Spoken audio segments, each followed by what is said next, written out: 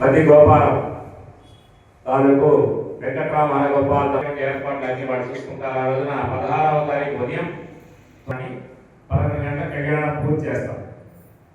పూర్తి చేసి సాయంత్రం పూట భజన విషయం తెలియజేస్తున్నాను. సాయంత్రం ఇంకా భజన కార్యక్రమం లేదు. సాయంత్రం మామూలుగానే స్వామివారికి మేము చేసేటువంటి అర్చన చేయటం, నిత్యం జరిగేటువంటి పౌడింపు గౌతమూర్తుల పౌడింపు మాత్రమే ఉంటుంది. ఇది జరిగేటువంటి కార్యక్రమం.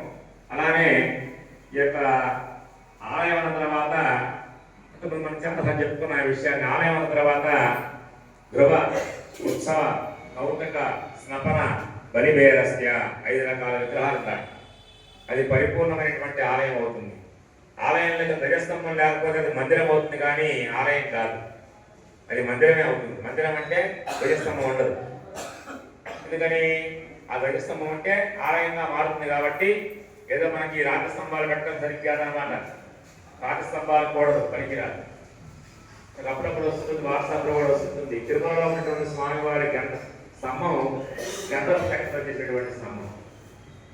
ఎక్కడో కర్ణాటకలో ఎక్కడో తీసుకొచ్చి ఆ స్తంభాన్ని కూడా దీనికి అనేటువంటి ఆయన ఆ టైంలో ఆ యొక్క కార్యక్రమం జరిగింది.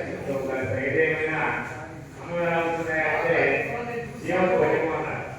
గర్భగుడిలో స్వామి ఆయన అంటే స్వామివారి సరస్వతి ప్రాకారాలయ బాబు అలానే స్వామివారి పాదాలే ఆడే గోపురం లోపల విగ్రహమే స్వామి ఉన్నాయి. ఇప్పుడు మనకి బయటపడే విగ్రహాలు ఉత్సవ విగ్రహాలు.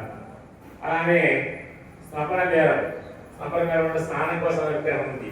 కరిగొండ వెంగమాంబ అనేటువంటి ఆమె ఒక విగ్రహాన్ని ఇచ్చింది. జాలా వెంకటేశ్వర స్వామి అంటారు. ఆ వెంగమాంబ ఇచ్చినటువంటి విగ్రహానికి గొప్పతనం ఏంటంటే వెంకటి వెంకటేశ్వర స్వామి స్వామి లాగానే ఉంటాడు. అచ్చం పాదాలను పెట్టుకుని ఫోటోలు చూస్తే అర్థమవుతుంది. ఆయన గొప్పతనం ఏంటంటే స్వామికి హారతి ఇవ్వాలంటే ముందర ఆయనకి హారతి ఇవ్వాలి, ఆ తర్వాతనే స్వామికి ఇవ్వాలి. లేకుంటే ఆయన కోపం వస్తుంది, చాలా కోపం ఆయన. అలానే అక్కడ ప్రతిరోజు కూడా కొరువు సేవ అని ఉంటుంది. మీరు కనుక పుస్తకం తీసి చదివితే అది కనపడుతుంది. దాంట్లో కొరువు సేవ అంటే అర్థం ఏంటంటే ఇప్పుడు మన ఆలయంలో ఎట్లయితే ట్రస్టీ గారు కూర్చొని అన్ని లెక్కలు చూసుకునే పరిస్థితుందో అక్కడ ఉన్నటువంటి పేష్కార్లు కానీ ఎవరైతే ఎంప్లాయీస్ ఉన్నారో వాళ్ళందరూ కూడా ఉదయం పూట సుమారుగా ఒక సేవ మిగతా వాళ్ళకి ప్రవేశం లేదు. దాన్ని ఆ పొరుగు సేవలో పూర్తికి ప్రత్యేకమైనటువంటి పూర్తి ఉంది కదా.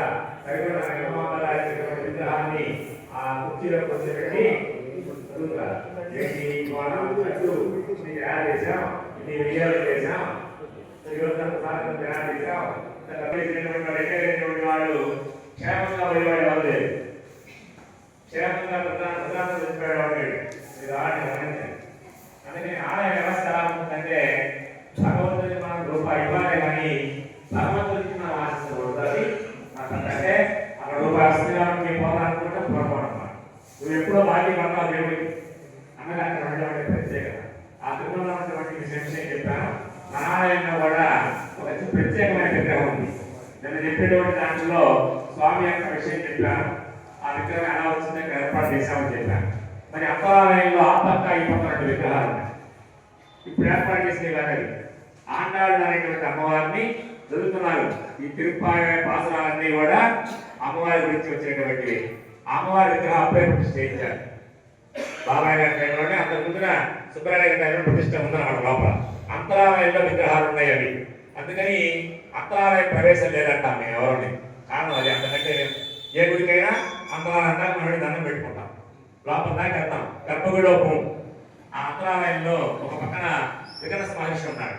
విఘ్నసాచార్య స్వామి అన్నారు. ఆయన చాలా అడిగారు, ఆయన మహావిష్ణువా కృష్ణ పరమాత్మ అని అడిగితే చెప్తున్నాను ఈ విషయాన్ని.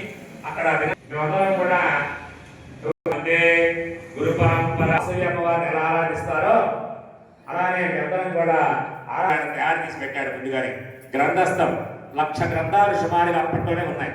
వాటిల్లో కొన్ని మాత్రమే ప్రింట్ చేయగలిగారు. మిగతావన్నీ శిథిలమైపోయినాయి. ఎప్పుడు కూడా కొన్ని దొరకవు. ఆ పుస్తకాలన్నీ కూడా ఈ మంత్రాలన్నీ కూడా చదువుకోవడం చాలా కష్టంతో కూడింది. అవన్నీ కూడా కనపడతాయి. ఒక కత్తి పట్టుకుని ఒక ఆయన ఉంటాడు. కత్తి పట్టుకుని ఒక డాలు పెట్టుకుంటున్నాడు ఒక విగ్రహం. ఆయన ఎవరైనా అడుగుతాం. ఆయన ఎవరయ్యా అంటే తిరుమంగయ్య ఆళ్వార్ అంటారు. ఆయన తిరుమంగయ్య ఆళ్వార్ యొక్క ప్రత్యేకత ఏంటయ్యా, ఆయన ఒక పుస్తకం రాశాడు. ఏ రకంగా దొంగతనం చేయాలని పుస్తకం రాశాడు. దాని పేరు ఏంటంటే చోర సంవాదం.